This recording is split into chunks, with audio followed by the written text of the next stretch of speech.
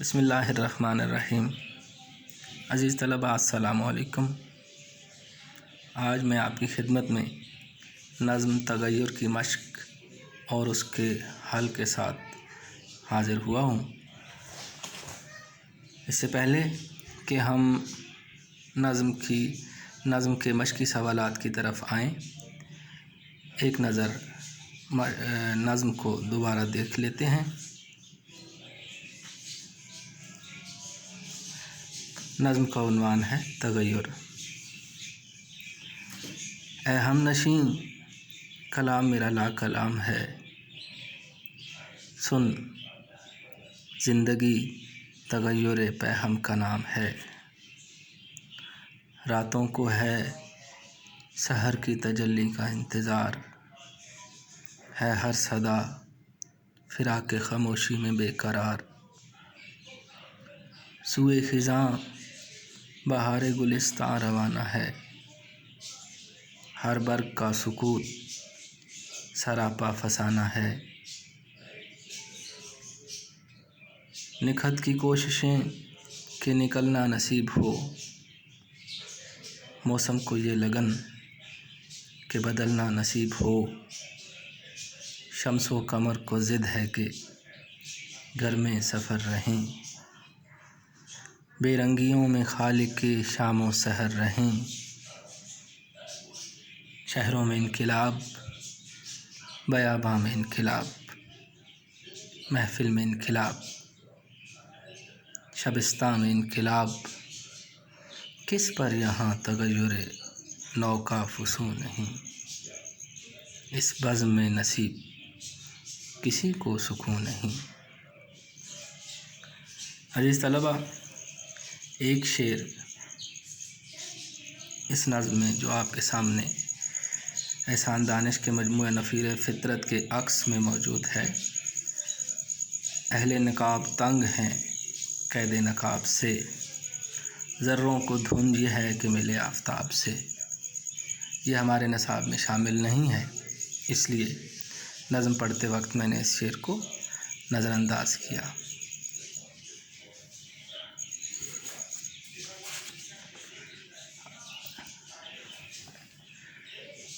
اب آئیے مشقی سوالات کی طرف۔ سب سے پہلا جز ہے مختصر جواب دیجیے۔ اس جز کا پہلا سوال ہے، احسان دانش نے زندگی کو کس چیز سے تعبیر کیا ہے؟ احسان دانش نے زندگی کو کس چیز سے تعبیر کیا ہے؟ جی ہاں، احسان دانش نے زندگی کو تغیر پہ ہم سے تعبیر کیا ہے۔ دوسرا سوال ہے، رات کے سماں کو کس کا انتظار رہتا ہے؟ رات کے سماں کو کس کا انتظار رہتا ہے؟ جی ہاں، رات کے سماں کو سحر کی تجلی کا انتظار رہتا ہے۔ سوال نمبر 3، ہر صدا کس کے فراق میں بے قرار رہتی ہے؟ ہر صدا کس کے فراق میں بے قرار رہتی ہے؟ ہر صدا فراق خاموشی میں بے قرار رہتی ہے۔ ہر صدا فراق خاموشی میں بے قرار رہتی ہے۔ چوتھا سوال ہے، بہار گلستاں کس کی جانب روانہ رہتی ہے؟ مصرع کی روح سے بہار گلستاں سوئے خزاں روانہ رہتی ہے۔ بہار گلستاں سوئے خزاں روانہ رہتی ہے۔ نکھت کی کیا کوشش ہوتی ہے؟ نکھت کی کیا کوشش ہوتی ہے؟ نکھت کی کوشش ہوتی ہے کہ پھول سے نکلنا نصیب ہو۔ نکھت کی کوشش ہوتی ہے کہ پھول سے نکل آئے۔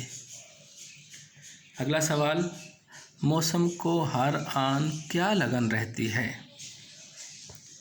موسم کو ہر آن بدلنے کی لگن رہتی ہے۔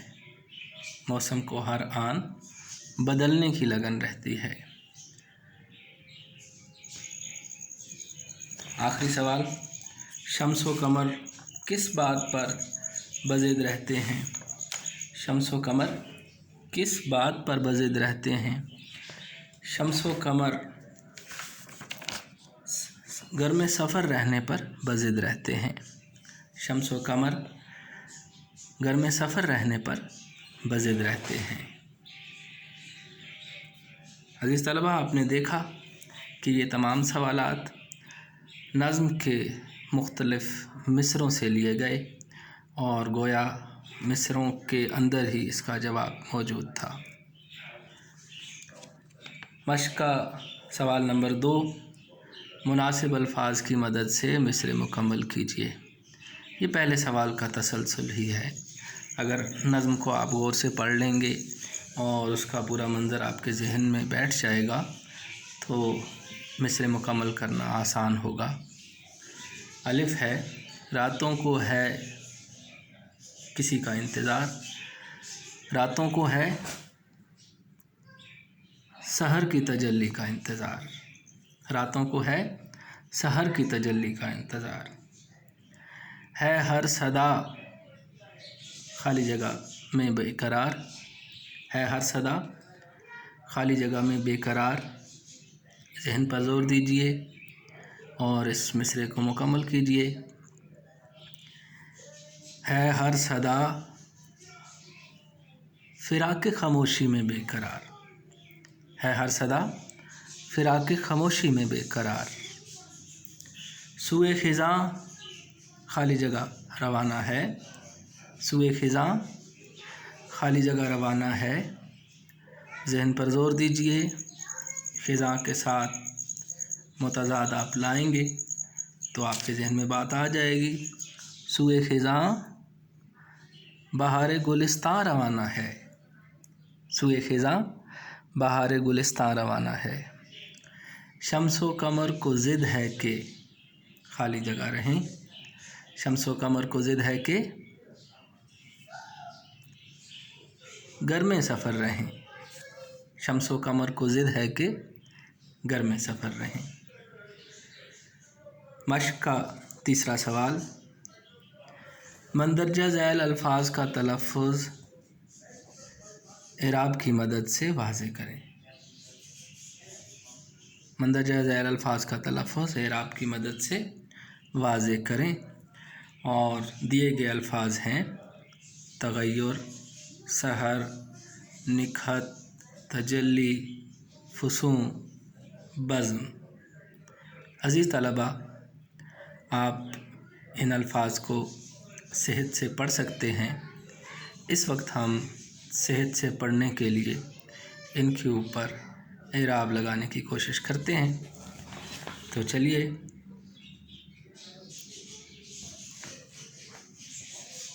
तग़य्युर, ते के ऊपर ज़बर, फ़तहा, ग़ैन के ऊपर ज़बर जिसे फ़तहा कहते हैं। ये के ऊपर पेश और शद, यानी ये को 2 मरतबा पढ़ना है। तग़य्युर। सहर, सीन के ऊपर फ़तहा ज़बर, हा के ऊपर फ़तहा ज़बर और रे साकिन, सहर। निखत, नून के नीचे ज़ेर, काफ के ऊपर जज़्म, निक। हा के ऊपर ज़बर और ते के ऊपर फिर जज़्म, निक हत, खुशबू। तजल्ली, तजल्ली, ते के ऊपर ज़बर, जीम के ऊपर ज़बर, लाम के नीचे ज़ेर और शद, उसके ऊपर शद। अब इन पेज में नीचे के बजाय ऊपर शद और ज़ेर आता है। अगर ज़बर होता तो शद के ऊपर ये अलामत, ये निशान चला जाता। शद के नीचे का मतलब है ज़ेर। तजल्ली। फ़ुसूं, फ़े के ऊपर पेश, सीन के ऊपर पेश, वाव के ऊपर जज़्म। फ़ुसूं, नून गुन्ना की आवाज़ आखिर में आ रही है। फ़ुसूं। अज़ीज़ तलबा, आखिर में दो हर्फ ऐसे आ जाएं कि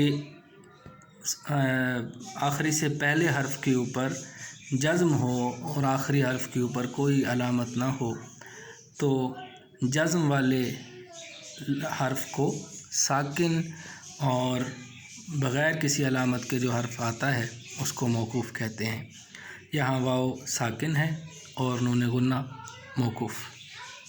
बज़्म, बे के ऊपर ज़बर, जे के ऊपर जज़्म और मीम मौकूफ़। बज़्म। अज़ीज़ तलबा, आप जान गए होंगे इन अल्फाज का दुरुस्त तलफ़ुज़। तग़य्युर, सहर, निकहत, तजल्ली, फुसूं, बज़्म। हमारा अगला सवाल है, इस नज़्म में मंदरजा ज़ैल मुरक्कबात इस्तेमाल हुए हैं। आप मज़ीद 5 मुरक्कबात लिखें। इस नज़्म में जो मुरक्कबात इस्तेमाल हुए हैं उनमें है फ़िराक़ ख़ामोशी, सूए ख़िज़ां, गर्म सफ़र, बहार गुलिस्तां, ख़ालिक़ शाम व सहर। अज़ीज़ तलबा, क्या इस नज़्म में सिर्फ़ यही मुरक्कबात इस्तेमाल हुए हैं? आप गौर कीजिए। जी हाँ, इस नज़्म में इन मुरक्कबात के अलावा भी मुरक्कबात इस्तेमाल हुए हैं और जिनकी तादाद 5 है। हम पहले उन मुरक्कबात को देखते हैं। नफ़ीर फ़ितरत, ये भी एक मुरक्कब है जो शायर का मजमूए कलाम है। तग़य्युर नौ शेर के अंदर इस्तेमाल हुआ, किस पर? यहाँ तग़य्युर नौ का फुसूं नहीं, ये भी मुरक्कब है। तग़य्युर पैहम भी इस्तेमाल हुआ। तग़य्युर नौ नई तब्दीली, तग़य्युर पैहम मुसलसल तब्दीली, तग़य्युर पैहम मुसलसल तब्दीली। सुन ज़िंदगी तग़य्युर पैहम का नाम है। शम्स व कमर मुरक्कब अत्फ़ी है और शम्स व कमर को ज़िद है कि गर्म सफ़र रहें। इसके अलावा हम नशीं का लफ्ज़ भी मुरक्कब है। तो सवाल की रूह से हमने 5 मुरक्कबात इसी नज़्म में से तलाश कर लिए, लेकिन हमें और 5 मुरक्कबात भी तलाश कर लेने चाहिए। आसान सा वो देखते हैं कौन कौन से मुरक्कबात हैं। आपने अल्लामा इकबाल का कलाम पढ़ रखा है। अल्लामा इकबाल के मजमुआ हाय कलाम से आप वाकिफ़ हैं। अल्लामा इकबाल के पहले मजमुए का नाम बताएं। जी हाँ, बांगे दरा। बांगे दरा मुरक्कब है घंटी की आवाज़। बाले जिब्रील, ये भी किताब का नाम है, शेरी मजमुआ है, ये भी मुरक्कब है जब जिब्रील की परवाज़। ज़रब कलीम, कलीम की ज़रब, ये भी शेरी मजमुआ है। अरमगान हजाज़, हजाज़ का तोहफ़ा, ये भी मुरक्कब है। और इन सब को इकट्ठा कुल की शक्ल में जब पेश किया गया तो ये कुलियात इकबाल मुरतब हुई। कुलियात इकबाल भी मुरक्कब है। तो गोया हमने सिर्फ़ अल्लामा इकबाल के 5 शेरी मजमुओं से 5 मुरक्कबात हासिल कर लिए उनके नामों की सूरत में। अज़ीज़ तलबा, अगला सवाल है, कालम अलिफ़ और कालम बे में से चुनकर मुतज़ाद अल्फाज के जोड़े बनाएं। आप जानते हैं मुतज़ाद उलट अल्फाज को कहते हैं। और सही जवाब कालम जीम में लिखिए। कालम अलिफ़ है तग़य्युर, फ़िराक़, ख़िज़ां, सफ़र, सहर। कालम बे है हज़र, वसल, सबात, शाम, बहार। अब आप लम्हा भर के लिए इन अल्फाज पर गौर कीजिए और कालम जीम में मुतज़ाद जोड़े आपने जमा करने हैं, यानी तग़य्युर का मुतज़ाद, फ़िराक़ का मुतज़ाद, ख़िज़ां का मुतज़ाद, سفر کا متضاد اور سحر کا متضاد تلاش کرنا ہے۔ جی ہاں، تغیر کا متضاد ہے ثبات، فراق کا متضاد ہے وصل، خزاں کا متضاد ہے بہار، سفر کا متضاد ہے حضر، سحر کا متضاد ہے شام۔ عزیز طلبہ، ہمارا اگلا سوال ہے، اس شعر کی تشریح کیجیے۔ کس پر یہاں تغیر نو کا فسون نہیں، اس بزم میں نصیب کسی کو سکون نہیں۔ نظم کی تشریح کے دوران ہم نے نظم کے مختلف اشعار کی فرداً تشریح کی، اور یہ نظم کا آخری شعر تھا، اس لیے سبق کے سیاق و سباق کے اعتبار سے وہ سارے اجزاء جو شعر کی شکل میں، اشعار کی شکل میں یہاں موجود تھے، یعنی راتوں کو ہے سحر کی تجلی کا انتظار، آپ اس شعر کی تشریح کو اس میں لائیں گے۔ آپ سوئے خزاں بہار گلستان روانہ ہے، اس کی تشریح کو اس کے ذیل میں لائیں گے۔ نکہت کی کوششیں کہ نکلنا نصیب ہو، آپ اس کو بھی ڈسکس کریں گے۔ شمس و قمر کو ضد ہے کہ گھر میں سفر رہیں، آپ کو یہ بات بھی لانا ہوگی۔ اور شہروں میں انقلاب، بیاباں میں انقلاب، یہ ساری مثالیں دے کر آپ نے یہ ثابت کرنا ہے کہ دنیا میں کوئی چیز ایسی نہیں جو تغیر آشنا نہ ہو، ہر چیز پر تغیر کا جادو چل رہا ہے۔ اس نظم کا مرکزی خیال لکھیے جو 4-5 سطروں سے زیادہ نہ ہو۔ اس نظم کا مرکزی خیال لکھیے جو 4-5 سطروں سے زیادہ نہ ہو۔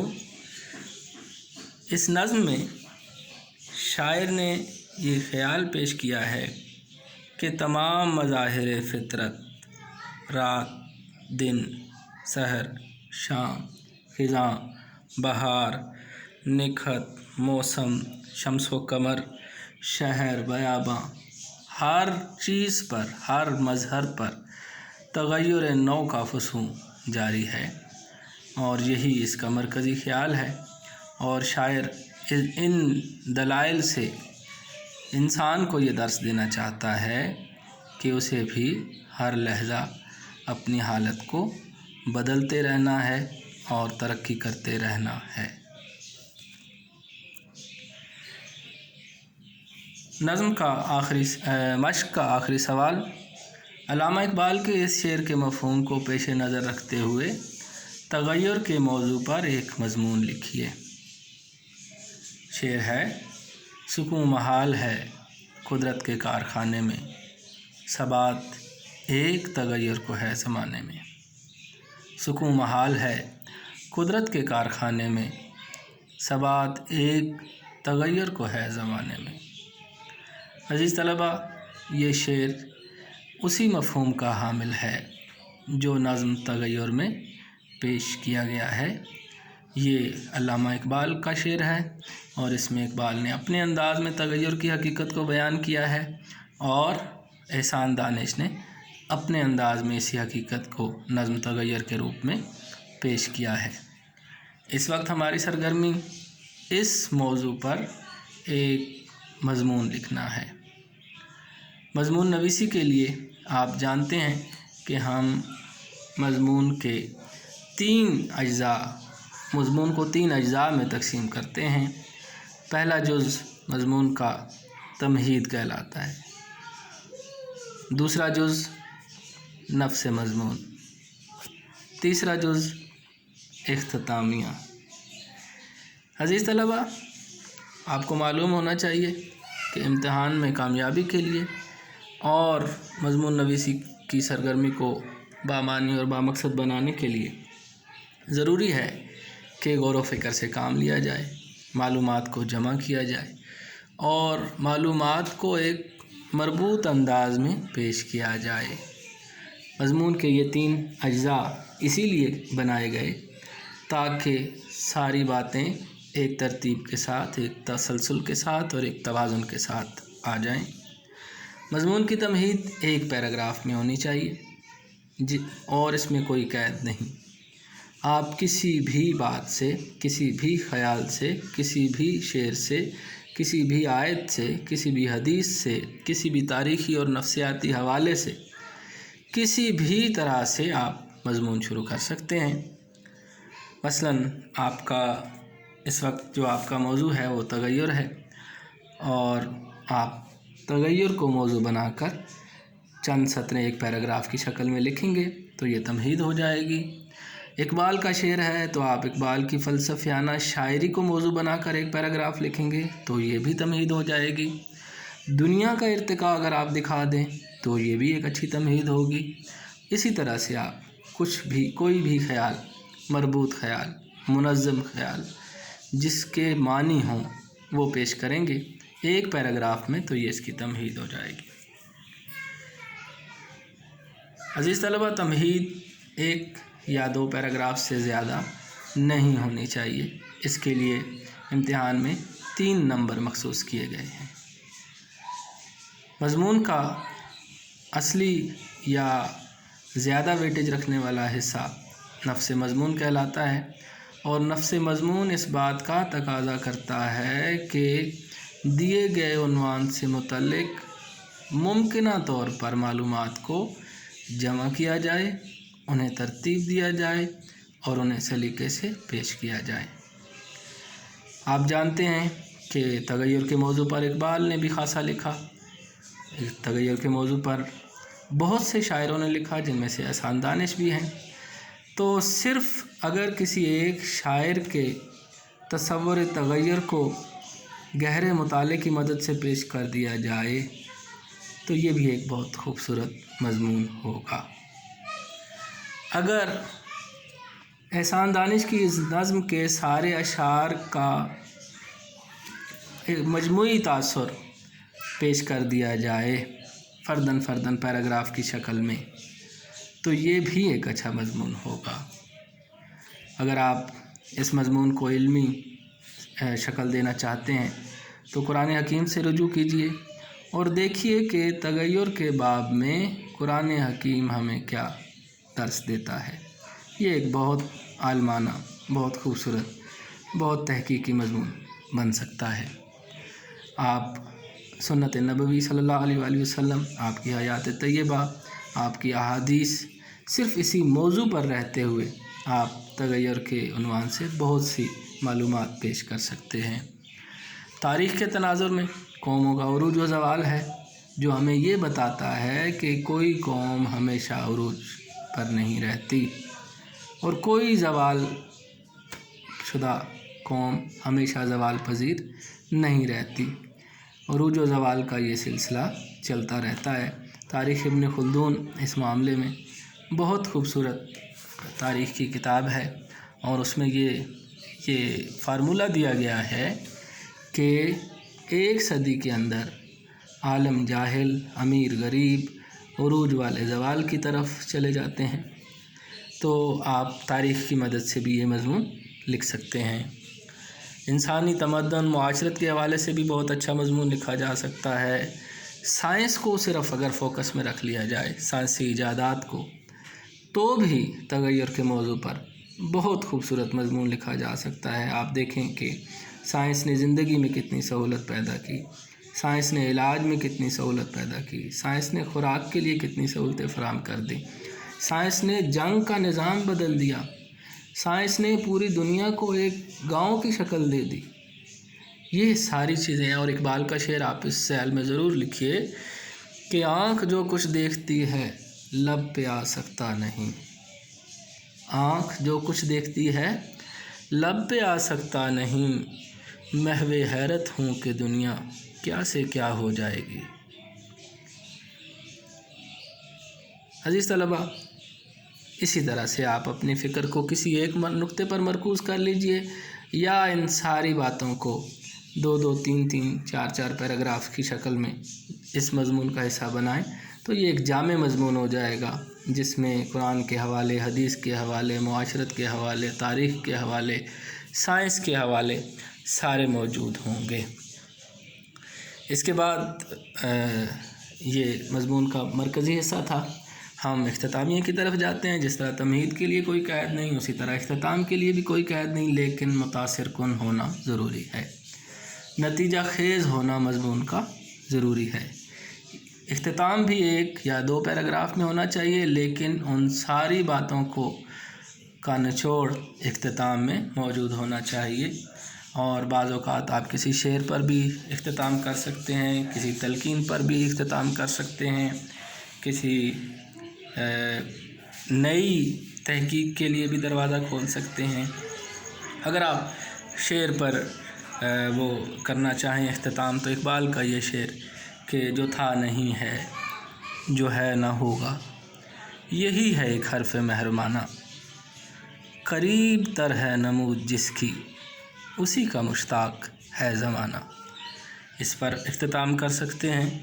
یا اگر آپ نے احسان دانش کی نظم کے حوالے سے مضمون لکھا، تو پھر آپ وہی اس کا آخری شعر، کس پر یہاں تغیر نو کا فسوں نہیں، اس بزم میں نصیب کسی کو سکون نہیں، پر بھی اپنے مضمون کا خاتمہ کر سکتے ہیں۔ عزیز طلبہ، مضمون کی ورتھ، مضمون کی لینتھ آپ کے نمبروں پر اثر انداز ہوتی ہے۔ کم از کم 6-7 صفحات، گویا اگر فی صفحہ 2 پیراگراف آپ نے لکھنے ہوں تو 14 سے 20 پیراگراف آپ اگر لکھیں گے تو مجھے امید ہے کہ آپ مضمون کے جو 20 نمبر کا سوال ہے اس میں سے 15 سے 18 کے درمیان میں نمبر آسانی سے حاصل کر لیں گے، بشرطے کہ آپ گرامر کی غلطی نہ کریں، بشرطے کہ ترتیب ٹھیک ہو اور آپ کی معلومات ایسی ہوں جس سے تلاش اور جستجو ظاہر ہوتی ہو۔ مجھے امید ہے کہ آپ مضمون نویسی کے ان لوازم سے، ان اجزاء سے، اس کی ترتیب سے، اس کے خاکہ سازی سے کسی حد تک واقف ہو چکے ہوں گے۔ آپ مکمل طور پر عملی مشق سے ہی یہ جان لیں گے کہ مضمون نویسی کیا ہے۔ فی الوقت انہی چند باتوں کے ساتھ میں اجازت چاہتا ہوں۔